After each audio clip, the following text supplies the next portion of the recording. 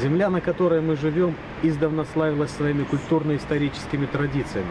Спокойствие и размеренность жизни, взвешенность намерений и поступков – вот те важные жизненные законы народной мудрости, которые так характерны для жителей Ганцевщины.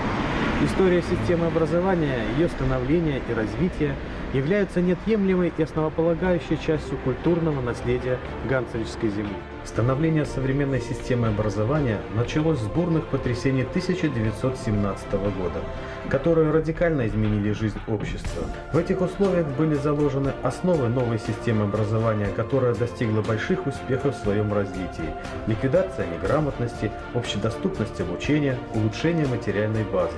Именно это стало надежным фундаментом современной системы образования, целью которого является улучшение качества образования. Но давайте обо всем по порядку.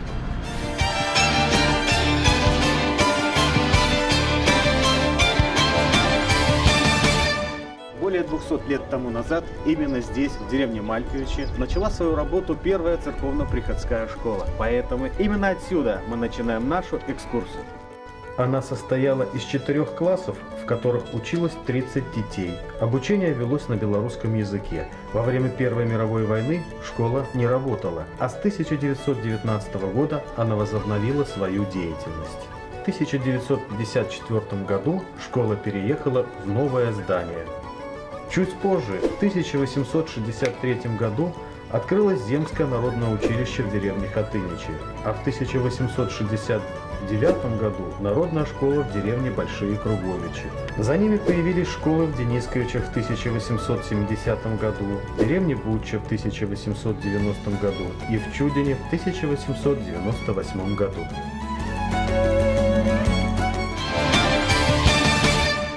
В далекие царские времена в народе были распространены так называемые профессора.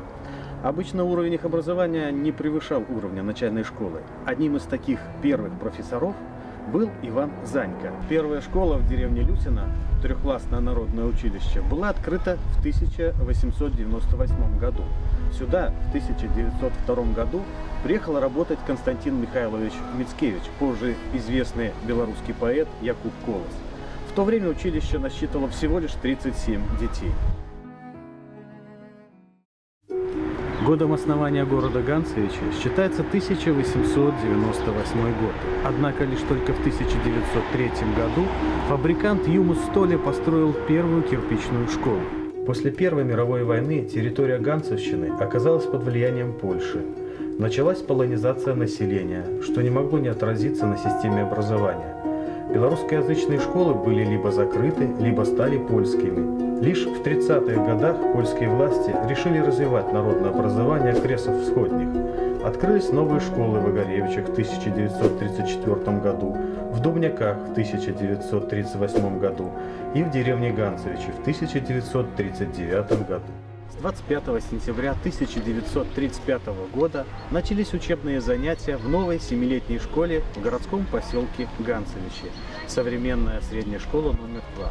В то время в школе изучали польский язык и литературу, историю Польши, пение, математику, физкультуру.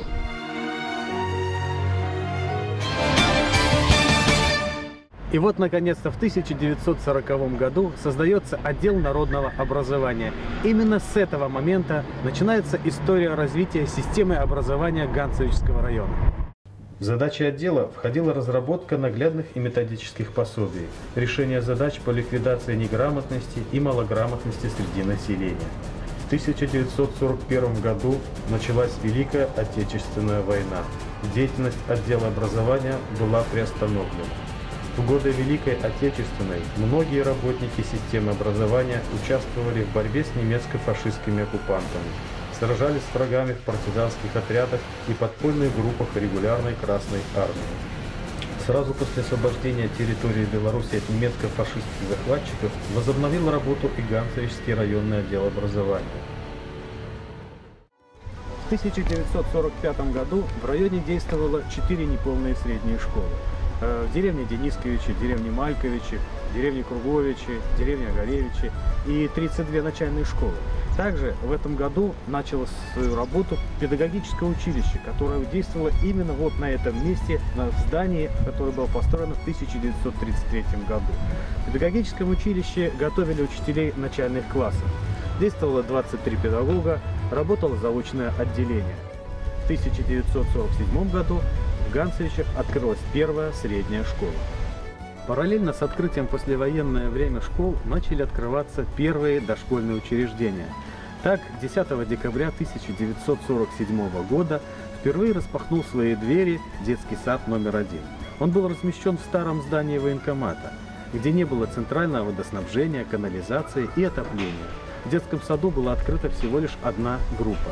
В 1971 году сад переехал в здание, в котором сейчас размещен районный центр детско-юношеского творчества, а с 1992 года находится в привычном для нас с вами месте микрорайон.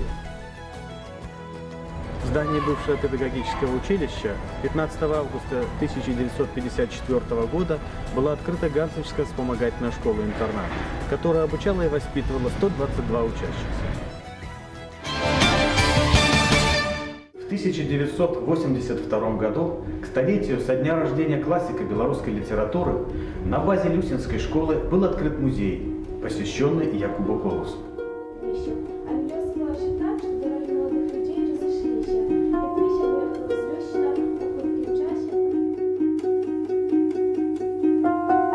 С 2006 по 2010 год приобрели современный вид школы и детские сады агрогородков.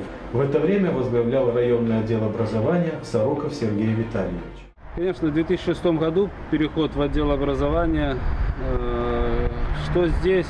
Ну, это яркие учителя, которые были в то время, которые остались и сегодня. Рылка Инна Михайловна, учитель гимназии, Юрий Николаевич Андреевич, который стал победителем. Вспоминается начало 2000-х годов, когда осенью любой дождик маломальский, это уже проблемы в школах, потекли кровли. На сегодняшний день в каждом учреждении созданы комфортные условия для и работы учителей, и обучения наших детей. В 2013 году отдел образования был реорганизован в отдел образования, спорта и туризма Ганцевичского райисполкома. И сегодня его возглавляет уникальная и интересная женщина Здрок Надежда Владимировна. Сегодня система образования Ганцевичского района пришла к своей юбилейной дате с прекрасными результатами. Нам есть кем и чем гордиться. В течение 5 лет наши дети становились неоднократными победителями областных, республиканских и международных конкурсов, соревнований, победителями областных и республиканских олимпиад. 7 учащихся являются стипендиатами президентского фонда Республики Беларусь. Каждая школа, каждое детское учебное заведение писали и создавали летопись, потому что очень важно не потерять те лучшие действительно традиции, не потерять тех педагогов, воспитателей, которые работали в системе образования. Прошло 75 лет. За эти годы, начиная с рождения отдела образования и по сей день, у руля стояли различные замечательные и очень интересные люди, которые оставили глубокий след не только в истории отдела образования, но и в судьбах всех жителей этого района.